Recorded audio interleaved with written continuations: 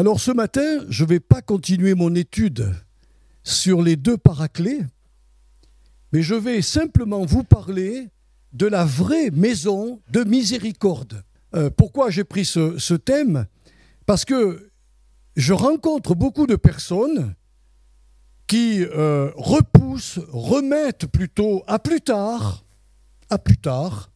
l'appel à croire à l'évangile de Jésus. La plupart pensent que si elles se convertissent au christianisme, elles devront se soumettre à une foule de lois et de préceptes si elles veulent entrer au paradis. Je ne sais pas dans quel livre de la Bible ils ont trouvé ça, mais il y a des gens qui pensent ça. Ils disent, si je me convertis, je vais avoir des lois et des préceptes à faire. Non, la Bible nous dit qu'il a tout fait. Et que quand il entre en nous, tout est accompli en nous. Il est évident que si la loi morale de Dieu s'incarne dans nos âmes, on va tout simplement vivre ce qui est bon pour nous. Je ne vais pas aller faire du mal à mon prochain. Il y en a d'autres qui pensent qu'elles ne pourront plus côtoyer certaines personnes. Surtout les jeunes, quand les jeunes disent « Oh mais moi j'ai des amis et tout, qui sont ceci, qui sont cela ». Elles pensent dans leur tête que dès qu'elles vont se convertir, il faut s'éloigner de leurs amis. Mais comment on va les amener au Christ si on n'est pas au milieu de ces personnes? L'apôtre Paul pouvait dire « Je me suis fait tout à tous ». Avec les Juifs, j'ai été sous la loi, sans que je sois vraiment sous la loi. Avec les païens, j'ai été sans loi, alors que je suis soumis à la loi de Christ. Il faut lire ce qu'il a écrit. Je me suis fait tout à tous afin d'en gagner un maximum. C'est beau, hein? Et d'autres pensent qu'elles ne pourront plus aller au cinéma. Ah, c'est interdit le cinéma pour les chrétiens, paraît-il. Voyager ou tout simplement profiter de la vie présente. De tels raisonnements, voyez-vous, sont bien évidemment aux antipodes de ce qu'enseigne la Bible. En fait, ceux et celles qui restent figés dans ces pensées mortifères ignorent ce qu'est vraiment la grâce divine et son merveilleux pouvoir de restauration et de transformation dans l'être humain. Alors on va lire une histoire ce matin d'un homme qui fit connaissance avec la grâce divine. Et on va lire son histoire, c'est dans Jean 5, les 16 premiers versets. Après cela, il y eut une fête des Juifs et Jésus monta à Jérusalem. Or, à Jérusalem, près de la porte des brebis, il y a une piscine qui s'appelle en hébreu Bethesda. Ça veut dire maison de miséricorde, et qui a 5 portiques. Sous ces portiques étaient couchés en grand nombre des malades, des aveugles, des boiteux, des paralytiques qui attendaient le mouvement de l'eau. Car un ange, paraît-il, descendait de temps en temps dans la piscine et agitait l'eau. Et celui qui descendait le premier, après que l'eau avait été agitée, était guéri, quelle que fût sa maladie. Là se trouvait un homme malade depuis 38 ans. Jésus, l'ayant vu coucher, et sachant qu'il était malade depuis longtemps, lui dit « Veux-tu être guéri ?»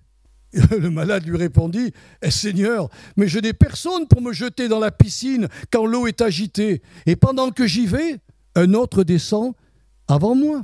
Lève-toi, lui dit Jésus, prends ton lit et marche. » Aussitôt, cet homme fut guéri. Il prit son lit et marcha. C'était un jour de sabbat. Ah, voilà, c'était pas le bon jour. Hein.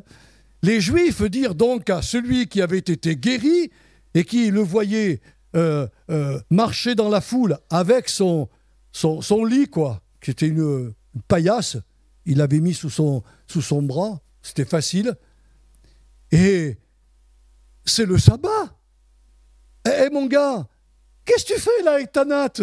C'est le sabbat. Il ne t'est pas permis d'emporter ton lit.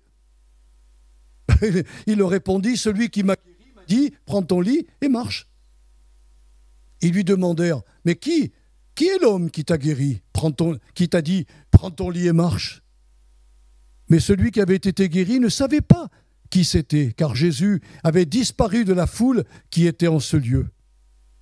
Depuis, Jésus le trouva dans le temple et lui dit « Voici, tu as été guéri, ne pêche plus, de peur qu'il ne t'arrive quelque chose de pire. » Cet homme s'en alla et annonça aux Juifs que c'était Jésus qui l'avait guéri.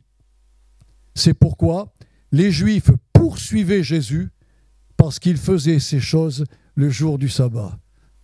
Et ce que je retiens de cette histoire, dont je vais me servir ce matin pour vous montrer ce qu'est la grâce de Dieu, c'est que lorsque Jésus est entré sous les portiques de cette piscine, en réalité c'était un bassin où jaillissaient des eaux thermales qui de temps en temps, comme on le voit dans notre ville de Vichy, bouillonnaient, puis ça devait faire un jet tellement qu'il y avait de pression, et paraît-il qu'un ange venait, et le premier qui rentrait dedans, tout à l'heure quand j'ai lu ce texte, le Saint-Esprit m'a remis en tête ce qu'on a dit tout à l'heure, Jésus guérissait tous les malades. Imaginez qu'il n'avait pas de montre comme nous, mais qu'après un quart d'heure ou une heure d'avoir guéri, il dit « Les gars, vous rentrez chez vous, c'est plus le moment, l'heure est passée. » Il n'a jamais fait ça. Il s'épuisait pour guérir tous les malades. Donc la piscine de Bethesda était vraiment un endroit injuste, et vous le verrez tout à l'heure. Mais ce que je retiens, c'est la question qu'il lui pose. Il lui dit « Veux-tu retrouver la santé ou être guéri ?» C'est la même chose. Mais pourquoi lui poser cette question qui paraissait évidente? Ça, c'est un point d'interrogation. J'ai dit « Seigneur, mais pourquoi tu as posé cette question ?» Et je n'avais jamais réalisé dans mon esprit pourquoi le Seigneur lui avait posé cette question. Parce que Jésus voulait lui faire comprendre que pour que la grâce divine coule en abondance dans son âme et dans son corps, elle avait besoin de sa coopération, ou si vous préférez, de son consentement. Dieu n'impose rien à personne. Jésus n'impose pas son évangile aux gens, comme ça se faisait au temps de l'Inquisition. Le gars, il était là avec une épée en disant « Tu crois en Jésus ou on te coupe la tête ?» Oh ben, je crois en Jésus, hein. C'est pas comme ça. Jésus ne force personne à se donner à lui. Il offre son salut qu'il a acquis pour l'humanité entière, pour tous les hommes. En réalité, si vous voulez l'entendre, et ce que je crois, c'est que l'humanité entière a été sauvée quand Jésus est mort à la croix. L'humanité entière, d'Adam jusqu'au dernier qui va venir. Seulement, n'est réellement sauvé que celui qui donne son consentement au Seigneur. Oui, Seigneur, t'as payé, je crois. Alors viens me laver, viens régner en moi, donne-moi ton Esprit Saint. C'est le but de l'Évangile, il n'y a que ça. Il offre à notre foi son plein salut. Ce mot qui englobe à la fois son secours immédiat et la délivrance du mal moral qui détruisait la vie de cet homme. Parce que là, dans l'histoire, il a été guéri de sa paralysie, mais il a été guéri aussi du mal qui avait provoqué cette paralysie. C'est ce que Jésus veut faire quand il vient en nous. Il va répondre à notre besoin, à nos souffrances, à nos maux, mais il va aussi guérir le mal le plus profond qui existe en nous, c'est le péché. Le péché, c'est comme le serpent au temps de Moïse. Le serpent qui piquait les Juifs et ils mouraient. Alors ils sont venus voir Moïse, ils lui ont dit « Moïse, il faut que tu nous aides. On est en train de mourir dans le désert. Oui, on a péché contre Dieu. Oui, on le sait, on est au courant, mais on meurt. » Et Moïse va voir Dieu, lui dit « Qu'est-ce qu'il faut faire, Seigneur ?» Ils reconnaissent leur péché, mais ils meurent quand même. Il lui a dit « Tu vas mettre ce serpent. Tu vas faire de ce serpent un serpent d'airain et tu vas l'élever dans le camp. Et quiconque sera mordu et regardera à ce serpent ne mourra pas. » Il faut le croire quand même. Hein. Il faut le faire. Hein. Quand Moïse a été dire aux Juifs, quand vous serez mordus, vous regardez au serpent d'airain et vous serez guéris. ben, faut l'accepter ça, hein. Et l'être humain, il est tordu, parce que le Christ en croix, il faut accepter qu'il a pris ma mort et mon péché. Ça, il faut l'accepter. On est quand même fiers, hein. Moi, j'ai vu beaucoup de personnes qui m'ont posé des questions. Elles veulent prouver à Dieu qu'elles ne sont pas si mauvaises. Mais on ne vaut rien, mes frères et sœurs. C'est triste ce que je vous dis ce matin.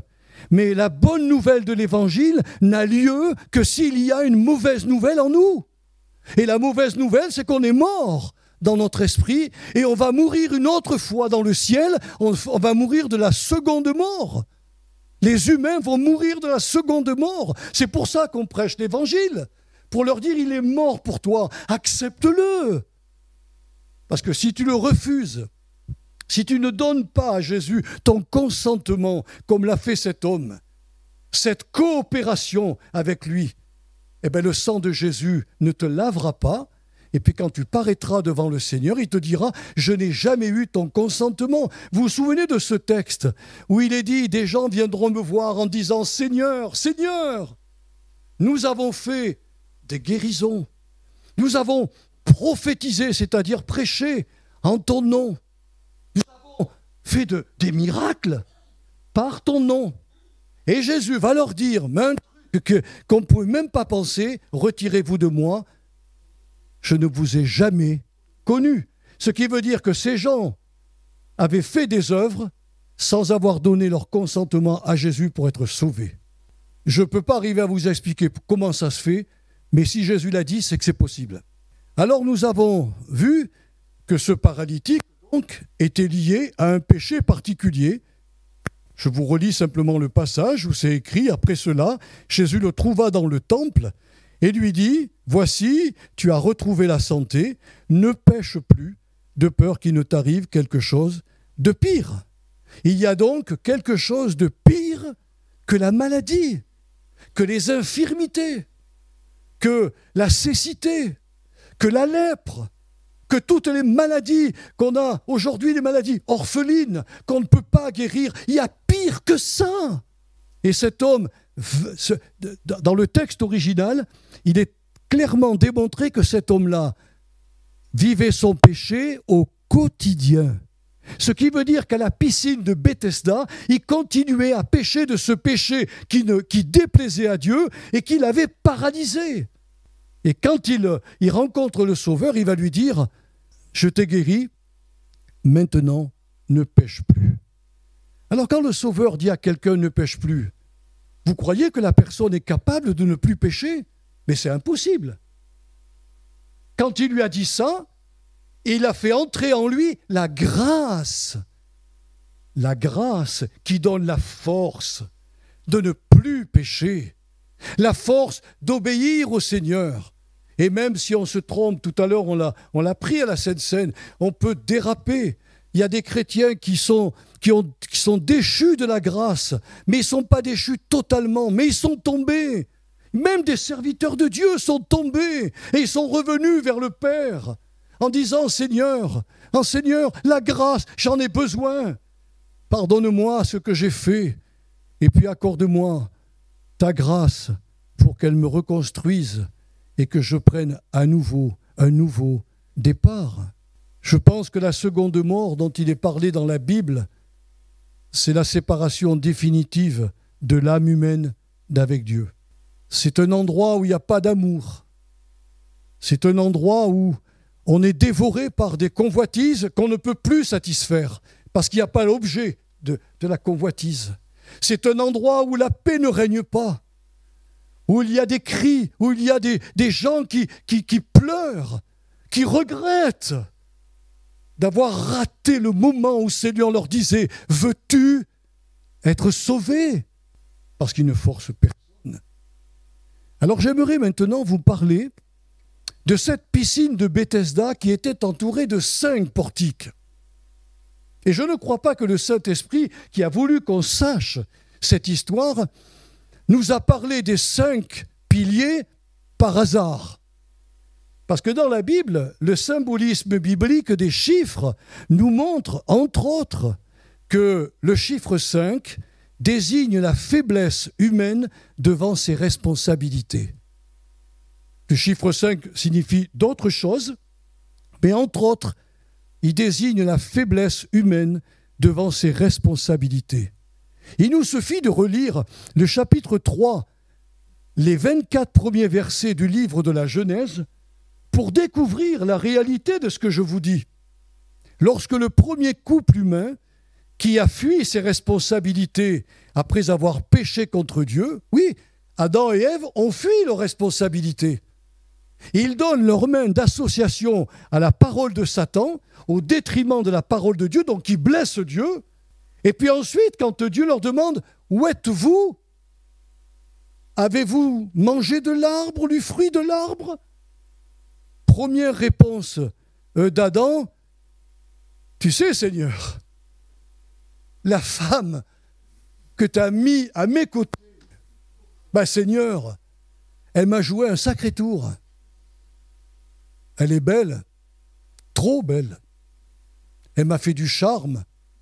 J'ai mangé le fruit parce que je ne voulais pas lui faire de la peine. En réalité, si tu ne me l'avais pas donné, ça ne me serait pas arrivé. » Voyez-vous, fuir ses responsabilités, c'est faire retomber mes péchés, mes problèmes sur les autres. Je suis malade, c'est les autres. Je vis une vie mauvaise, que des difficultés, mais ce n'est pas moi, hein, c'est les autres. Ils ont pris sûrement ils m'ont fait faire des actions parce qu'ils m'ont poussé à les faire. Non, non. La faiblesse humaine, c'est qu'on fuit ses responsabilités. Et comme Adam et Ève, on est bien capable de reporter notre faute morale sur quelqu'un d'autre. Alors Dieu lui dit à la femme, « Pourquoi as-tu mangé du fruit ?» Elle lui dit, « Pourquoi ?» La raison, elle est simple. « Je ne suis pas responsable, hein. C'est le serpent. » Alors il se tourne vers le serpent pour lui dire, « Tu l'as séduit. » Vous remarquerez qu'il ne va pas lui dire, « Pourquoi tu as fait ça ?» Parce que Satan ne sait que faire ça. Il ne sait que conduire les âmes dans la mort, dans la détresse et dans le désespoir. C'est son ministère, si je puis dire. C'est terrible, hein? Il est vaincu aujourd'hui, mais Dieu lui a accordé encore un temps, jusqu'à son retour. Et on voit bien les dégâts qu'il fait dans notre monde. Aujourd'hui, voyez-vous encore, chaque humain, vous qui vous trouvez ici, comme moi, avant que je me convertisse, je me trouvais 1000 excuses pour ne pas reconnaître ma culpabilité de pécheur devant mon Dieu. Mais voyez-vous, le récit de la chute d'Adam et de Ève nous révèle, alors il faut bien lire le texte pour voir ce qui a été fait. Vous le relirez dans la Genèse 3. Adam et Ève étaient nus. Ils sont chassés du paradis. Et Dieu se présente à eux avec 2 vêtements de peau d'animaux. Qu'est-ce que ça veut dire? Ça veut dire que pour couvrir leurs péchés, Dieu a sacrifié 2 animaux innocents pour couvrir leurs fautes, avant que ne vienne évidemment son Fils qui, lui, va, par son sang, effacer à tout jamais nos erreurs, nos péchés et nos manquements. Je le dis souvent, Jésus est venu sur la terre pour vivre la vie qu'on aurait dû vivre et pour subir la mort qu'on aurait dû subir en tant que pécheur. Il a vécu la vie juste et sainte devant Dieu, et quand il vient en moi, c'est pour cela les gens qui disent « mais je ne pourrai plus faire ceci quand je vais me convertir », ils pensent que Dieu est un Dieu qui met des lois. Mais Dieu ne nous donne pas des lois quand il entre en nous. Il nous donne sa grâce pour de l'intérieur nous transformer et nous changer. Si vous m'aviez connu quand j'étais inconverti, le Seigneur le sait, je ne veux pas vous raconter mes histoires, hein, ça a été pardonné à tout jamais. Mais remarquez que l'apôtre Paul disait qu'il avait honte d'avoir persécuté l'Église de Dieu. Alors moi, ce n'était pas le cas, hein, je ne persécutais pas l'Église de Dieu, mais j'ai fait des choses. Et je bénis Dieu parce que j'aurais pu mal tourner. Et il est venu me chercher à 22, 23 ans. Et il m'a sauvé. Et il m'a transformé. Quand je loue le Seigneur, je sais d'où je viens. Franchement, je sais d'où je viens. Alors, si vous donnez votre consentement à Jésus, il va vous donner les fruits de l'œuvre qu'il a accomplie. Dès qu'il est entré en moi, il a accompli toute la loi qu'il avait vécue sur la terre pour moi, eh bien, il a accompli en moi. Toutes les fêtes des Juifs, et entre autres le Shabbat, là, ils étaient, on l'a lu, ils étaient horrifiés et en colère. Eh bien, Jésus a réalisé ce que signifie vraiment le Shabbat, et il nous le donne. Aujourd'hui, j'ai le véritable Shabbat de Dieu en moi. Et je ne suis pas soumis à des règles. Fais pas ci, fais pas là, mange pas ci, ne mange pas là, ne parle pas comme ça, faut parler autrement. Habille-toi d'une certaine façon, ne mets pas des bijoux, surtout, c'est pas beau. Hein? Ne mets pas un pantalon si tu es une femme. C'est l'Ancien Testament, ça. Dans le Nouveau Testament, je peux m'habiller comme ça me plaît. Je ne choque pas le Seigneur. Si une femme porte un pantalon, elle porte un pantalon. Si elle est en robe, elle est en robe.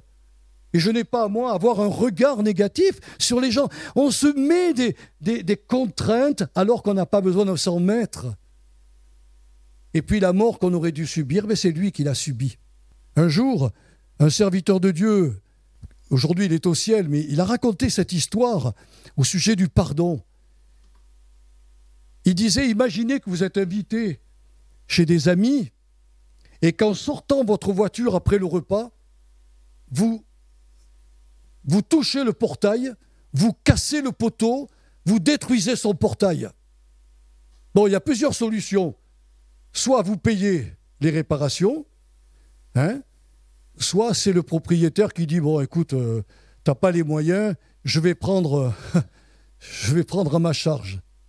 De toute manière, le dégât, la faute doit être réparée. Eh bien, c'est ce que Jésus a fait.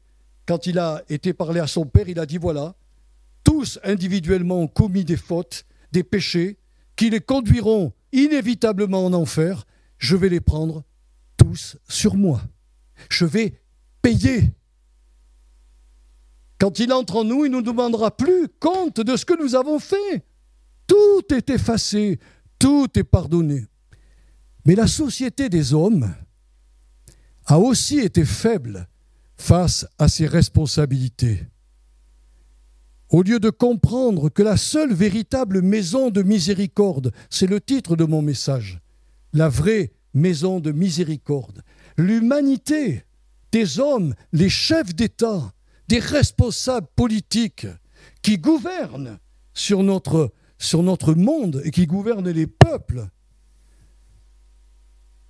au lieu de comprendre, parce que les peuples ont été évangélisés, et les gens savent, souvent ils emploient même des mots bibliques, que la seule et véritable maison de miséricorde, ce n'est pas une religion, ce n'est pas une philosophie, ce n'est pas non plus une secte, et ce n'est pas non plus un temple, comme le disait Jésus à la Samaritaine, mais un être de chair et de sang, appelé Jésus-Christ, le bien-aimé Fils de Dieu. C'est lui, la vraie maison de miséricorde. C'est lui.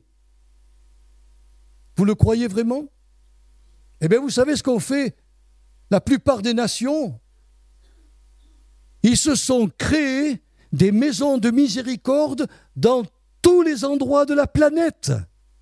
Vous pouvez circuler en Thaïlande, vous pouvez aller au Japon, vous pouvez aller en Russie, vous pouvez aller en Afrique. Partout, il y a des maisons de miséricorde qui ont été créées par les hommes, mais dont la plupart sont des endroits religieux, occultes et idolâtres, où les malades viennent implorer une idole de plâtre, de pierre ou de bronze pour obtenir une bénédiction, la bonne fortune, la santé ou la prospérité. Et ils ne s'aperçoivent même pas, mes frères et sœurs, qu'en parlant à une idole qui a des oreilles mais qui ne peut pas entendre, qui a des yeux mais ne peut pas voir, et surtout qui ne peut absolument pas répondre aux besoins des êtres humains, ben ils ne s'en rendent pas compte, mes frères et sœurs. Ainsi était la Bethesda, ou la maison de miséricorde dont on a parlé tout à l'heure, qui était ni plus ni moins qu'une maison de miséricorde, de superstition et d'injustice que la société juive avait créée pour y placer tous les malheureux et les laisser pour compte. Il y avait des aveugles, il y avait des infirmes, des estropiés, des boiteux, des malades, etc. Il y avait un tas de gens bourrés de maladies différentes. La société n'en voulait pas. Mais elle a créé des maisons de miséricorde. Alors partout en France, on en a. Hein, vous pouvez y aller partout. Voilà. Mais on les éloigne du Seigneur. Il y avait dans la piscine de Bethesda une croyance superstitieuse, qui prétendait qu'un ange du Seigneur descendait quand l'eau était agitée pour opérer une guérison. Le théologien Antoine Nuis, qui a commenté ce récit, va dire ceci: comment peut-on croire qu'un ange de Dieu se rendait complice d'une telle superstition? La superstition, c'est de dire Dieu a envoyé un ange, mais ce n'était pas vrai. C'était simplement de l'eau bouillante, de l'eau thermale, tout simplement, c'est tout. Et on disait que les gens qui avaient été en premier avaient été guéris, mais c'était qu'une piscine, vraiment, une piscine de malédiction, pas d'amour, il n'y avait pas d'entraide mutuelle, mais un individualisme détestable, où chaque malade tirait la couverture à soi au détriment des autres malades. Notre homme l'a dit, je suis désespéré, car ça fait 38 ans que j'attends que quelqu'un me jette dans l'eau, et personne n'a dit, je vais garder ma maladie et je vais te jeter à l'eau pour que tu sois guéri. Personne. Vous m'entendez? Ça, ce sont les maisons de miséricorde humaines. Et vous en trouverez partout, des temples partout. C'est vrai ce que je vous dis ou pas? Dernièrement, j'ai vu un reportage des gens qui ont visité un temple dans une région. Ils étaient en voyage avec un bateau, puis ils sont arrêtés dans un endroit, puis il y avait des temples avec des moines, et puis ils sont tous venus se prosterner, les mains liées, joints, pour que ce moine leur donne sa bénédiction. Et les gens, ils ne croyaient pas du tout, mais pas du tout. Mais ils ont fait ça. Mais ils n'iront pas vers Jésus. Hein. La vraie maison de miséricorde qu'a rencontré cet homme paralytique-là, dont on a parlé, lui, il l'a rencontré. Il ne savait même pas qui était ce personnage. Mais quand il est rentré à la piscine, il a été vers lui, parce que ça faisait 38 ans qu'il était malade. 38 ans, presque une génération. 38 ans où il traînait son infirmité. C'est affreux, c'est terrible. Alors qu'est-ce que je peux vous dire en conclusion? Que la vraie maison de miséricorde qui s'appelle Jésus-Christ est toujours présente. Les hommes et les femmes de notre terre peuvent toujours implorer Jésus-Christ. Il a dit, les hommes que le Père me donnera, les femmes que le Père me donnera, les jeunes hommes, les jeunes filles, les vieillards qu'il me donnera, je ne les repousserai pas. Je les bénirai. Il a été nommé le premier Paraklétos, celui qu'on peut encore implorer aujourd'hui. Mais comme cet homme, avec la question que je vais vous poser maintenant, qui est simple, voulez-vous ce matin donner votre consentement au Seigneur Jésus pour que sa grâce vienne vous pardonner vos péchés et pour qu'il vous accorde son Esprit Saint, qu'il va vous reconstruire et vous conduire dans l'éternité de gloire et de lumière qu'il a promis à tous ceux qui croient. Voilà la question fondamentale. Je l'ai entendu un jour dans une petite église comme ça.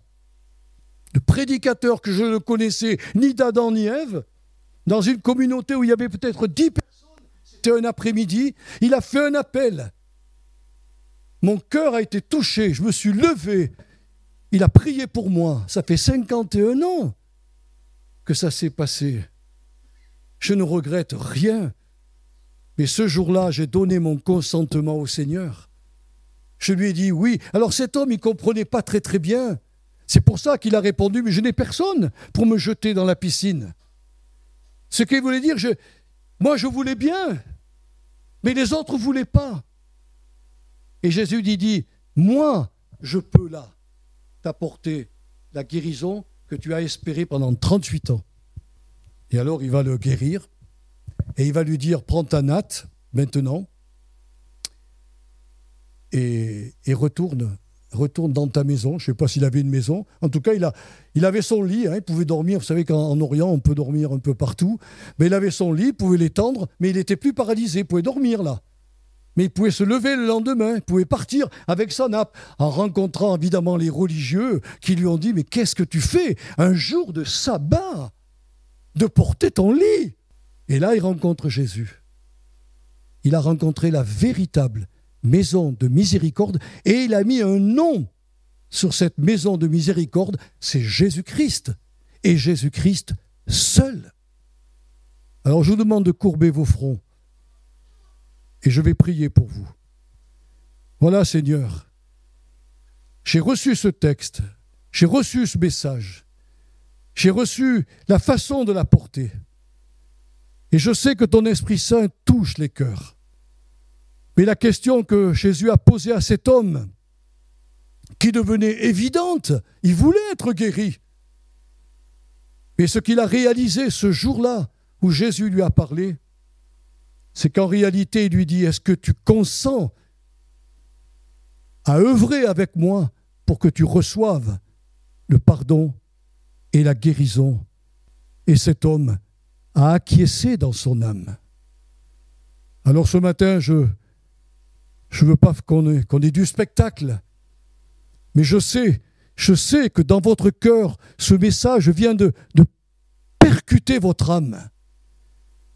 Ne tienne qu'à vous de dire au fond de votre cœur, Jésus, je consens à ce que tu m'accordes le pardon de mes péchés, parce que je suis un pécheur.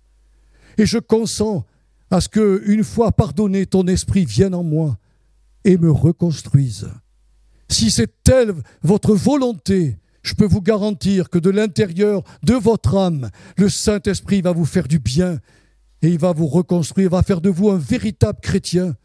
Vous aimerez Jésus, vous aimerez la parole de Dieu et vous le servirez dans votre vie tous les jours avant qu'il ne vous prenne et vous conduise dans son royaume éternel. Ô Seigneur Esprit Saint, tu es présent. C'est toi qui inspires la parole et c'est toi qui touches les cœurs. Que maintenant, tous ceux qui viennent de te dire dans leur cœur, je donne mon consentement.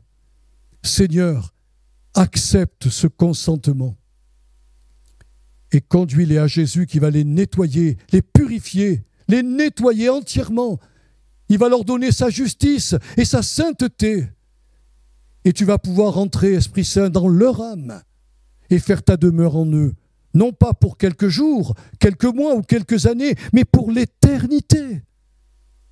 Je te rends grâce, Seigneur, et je compte sur ton merveilleux pouvoir ce matin de conviction et de transformation.